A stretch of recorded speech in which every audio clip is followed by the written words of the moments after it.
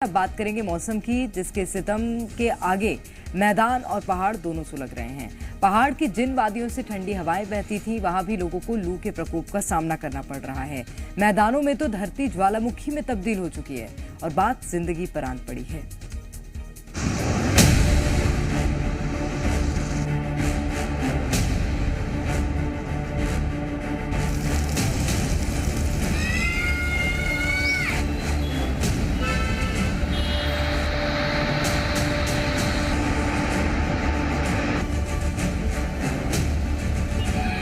मई में मौसम ने लोगों की मुश्किलें बढ़ा दी हैं। आसमान से आग के गोले बरस रहे हैं और शरीर से पसीनों की बाढ़ आ रही है।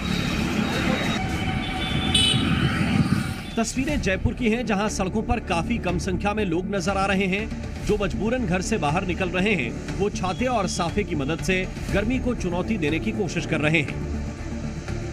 लेकिन सूर्यदेव की तपिश इतनी ज्यादा है कि जगह जगह पर लोग शीतल पेय पदार्थों की मदद ले रहे हैं।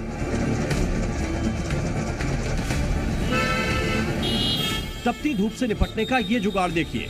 मामला यूपी के आगरा का है, जहां नगर निगम ने अनोखी पहल की है। चौराहे पर ग्रीन नेट लगवाया गया है ताकि रेड सिग्नल पर खड़े लोगों को राहत मिल सके।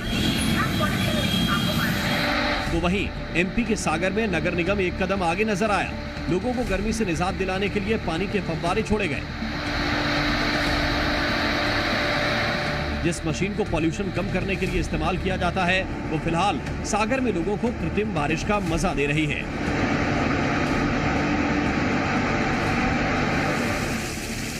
इंसान क्या, इस प्रचंड गर्मी से बेजुबान भी परेशान है। मध्य प्रदेश के इंदौर में जानवरों को गर्मी से बचाने के लिए कूलर और पंखे लगाए गए हैं। चिलचिलाती धूप के कहर को कम करने के लिए हरे नेट लगाए गए हैं। अब इंदौर की ही इस दूसरी तस्वीर को देखिए, जहां ट्रांसफार्मर को कूलर और पंखे की मदद से ठंडा किया जा रहा है। दरअसल ट्रांसफार्मर का सामान्य तापमान 65 डिग्री के आसपास रहता है, लेकिन मौसम की ऐसी मार पड़ी कि ट्रांसफार्मर भी 75 से 80 डिग्री तक गर्म हो गए। इस ओवर हीटिंग से निजात पाने के लिए बिजली विभाग ने ये कदम उठाया है। हीट वेव से एक तरफ गर्मी बढ़ गई है तो दूसरी तरफ पानी का संकट भी गहरा गया है। तस्वीर जम्मू कश्मीर के उधमपुर की है, जहां लोग घरों से कई मील दूर से पानी लाने के लिए मजबूर हैं।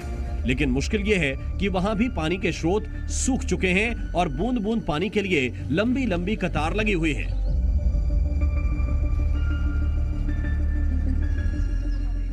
जम्मू कश्मीर में मौसम की ये मार व्यापार पर भी पड़ी है। घाटी में सेब के साथ साथ स्ट्रॉबेरी और चेरी की खेती भी काफी होती है। स्ट्रॉबेरी और चेरी की लहराती डालियों को देख जो किसान हफ्ते भर पहले मुस्कुरा रहे थे, अब मौसम ने उनकी चिंताएं बढ़ा दी हैं।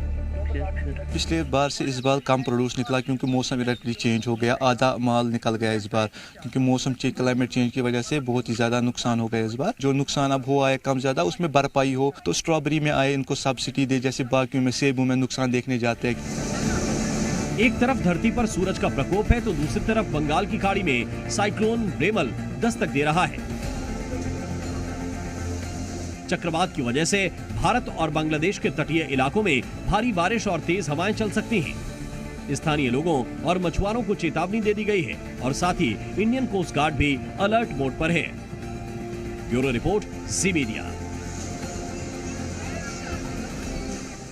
तो अभी धरती पर ये हीट स्ट्राइक जारी रहेगा। मौसम विभाग की तरफ से अभी से अलर्ट जारी किया गया है कि कम से कम आने वाले 7 दिनों तक लोगों को राहत मिलने वाली नहीं है। पारा अभी और बढ़ेगा।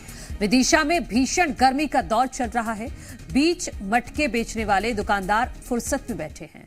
दुकानदारों ने बताया कि भीषण गर्मी के बीच कारोबार मंदा है। लोग मटकों की जगह कैंपर को ज्यादा तवज्जो दे रहे हैं। ऐसे में सरकार से भी दुकानदारों को कोई राहत नहीं मिली है। रखा नहीं है, इनके रखाने से हम लोगों को तो बहुत ही नुकसान हो गया, क्योंकि हम लोगों के 4-4, 8-8 मटके जो इकट्ठे जाते थे प्याहुओं पे, वो सब बंद हो गए हैं। उसको लेके हम लोग बहुत परेशान हैं। क्या माल उठाते हैं, अपन दूसरों से पैसा लेते हैं, मतलब उसके अदा से दूसरों को इकट्ठा पैसे लेने के बाद में अपन देते हैं, फिर बेचते हैं, उनकी भरवाई नहीं कर पाते, यहाँ वहाँ से कर्ज में हो जाते हैं।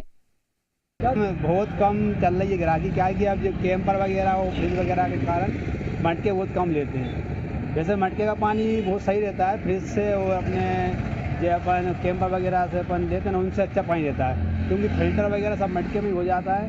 वो मतलब बहुत बेस्ट रहता है, पीने में भी बहुत स्वास्थ्य आता है पानी। और डॉक्टर वगैरह भी बताते हैं कि मटके का ही पानी पीना चाहिए।